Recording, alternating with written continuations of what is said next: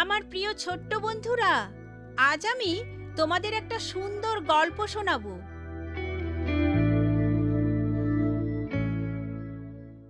হিংসার মারাত্মক প্রতিফল।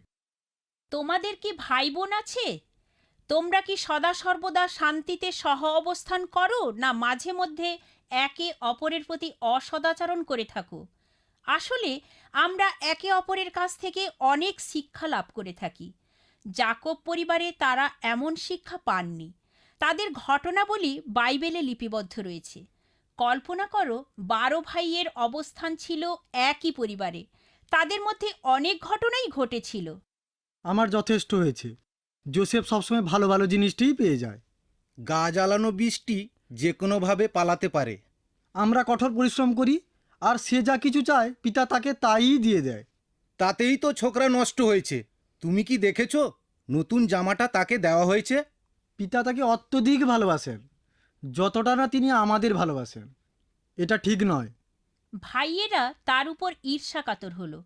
তোমরা কি কখনো এমনভাবে চিন্তা করেছো যেমনটা তারা করেছে? আমাদের হৃদয়ে জন্ম নেওয়া হিংসার কুফল বড়ই খারাপ। এটাকে আগাছার সাথে তুলনা করা চলে, যার মধ্য দিয়ে খারাপ চরিত্র প্রস্ফুটিত হয়। সৃষ্টি হয় পরশ্রীকাতরতা, ঘৃণা, ঝগড়া ও মারামারি। আমি নিজের মধ্য দিয়ে বুঝতে পারি, এমন অবস্থায় দ্রুত যিশুর সাথে পরামর্শ করা অত্যাবশ্যক। আর তাকে স্বনির্বন্ধ অনুরোধ জানাতে হবে আমাদের হৃদয় থেকে হিংসার বীজের মূলোৎপাটন করার জন্য। যোসেফের ভাইয়েরা হিংসাকাতর অবস্থায় তেমনটি করেনি।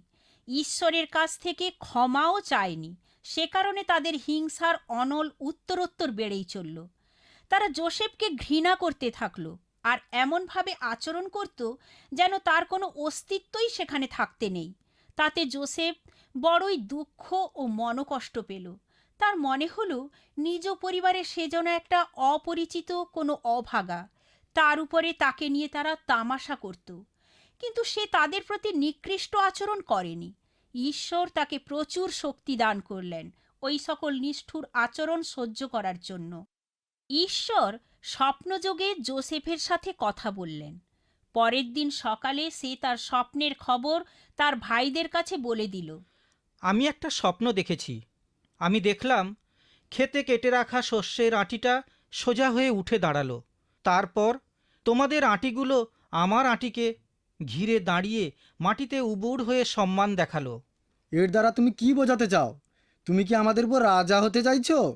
তারপরে আমি স্বপ্নে দেখলাম সূর্য, চন্দ্র আর 11টি তারকা আমাকে উবুড় হয়ে সম্মান দেখালো। চুপ করো স্বপ্নদ্রষ্টা, তুমি নিজেকে অনেক উঁচুতে তুলে ফেলেছ। ঈশ্বর স্বপ্নযোগে যোসেফকে যা কিছু দেখিয়েছেন সে বিষয়ে যদি তার ভাইদের কাছে খুলে না বলতেন তবে ভালো ছিল। কেননা তারপর থেকে তার ভাইয়েরা তাকে আরও বেশি করে হিংসা ও ঘৃণা করতে শুরু করলো। তারা এমনও ভাবতে লাগলো যে যোসেফের মৃত্যু হওয়া দরকার, আর তার বেঁচে থাকা উচিত হবে না। তোমরা কি খেয়াল করেছো হিংসার ফল কতটা মারাত্মক আকার ধারণ করতে পারে? এমনকি যোসেফের পিতা তাকে মন্দ বলল, তবে যোসেফের স্বপ্নের কথা তিনি ভুলে যাননি। এই সকলের অর্থ কি হতে পারে? পরবর্তী নাটকে এ বিষয়ে আরও জানতে পারবে। বাই বাই ছোট্ট বন্ধুরা, আমি অতসী। তোমাদের প্রশ্নের উত্তর পেতে চিঠি লেখো।